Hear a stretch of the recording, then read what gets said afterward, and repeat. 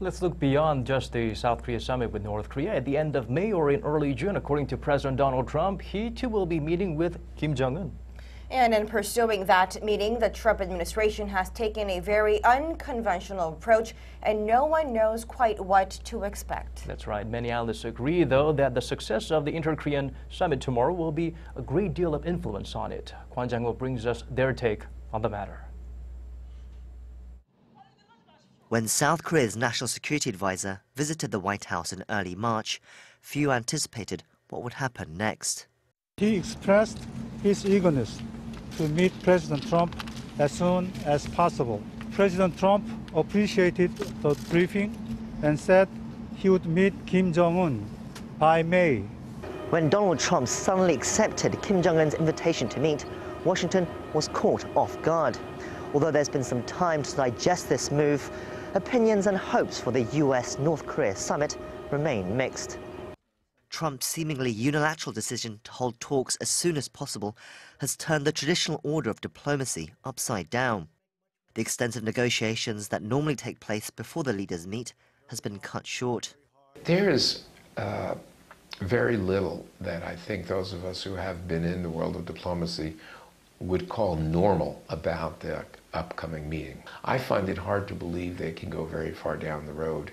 They can, in substance, there may be general agreement, but general agreement in the past between the DPRK and USA hasn't been such a terrific idea. Without the details laid on and the verification and the monitoring laid on with those details. However, there are some who argue that it could prove to be the spark that moves things forward. It is the opposite pattern of the way that diplomatic negotiations are normally conducted.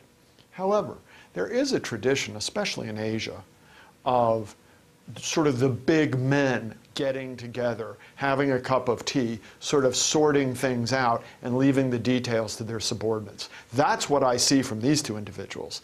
Everyone and their cousin would say do it the other way around. Have all the diplomats first, and the summit is the cherry on the top. You know, the summit between the two leaders comes last. On the other hand, we've been doing it that way for 65 years, and nothing has changed on the peninsula.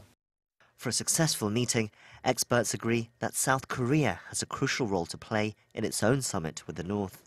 One hopes that the South Koreans are able to make some progress in setting the stage for a U.S. DPRK discussion on denuclearization. And it would be great if there was a direct reference to denuclearization, you know, as part of what President Moon and Kim Jong-un are able to agree upon.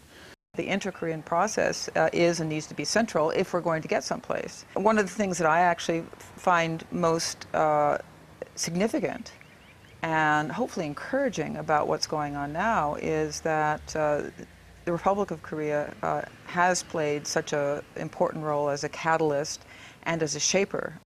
With so many uncertainties, expectations for the U.S. North Korea summit remain modest. But considering the tensions last year, North Korea watchers for now are breathing a sigh of relief and hoping it can pave the way for progress in the future. We don't want to be too optimistic here. It's not like tomorrow North Korea is going to denuclearize and open up to trade and we'll have peace on the peninsula, right? That's not going to happen. So don't set it up as that it's a goal. But can we move the needle in the direction of less conflict? Absolutely. At the very least, we want to move further away from the initiation of hostilities.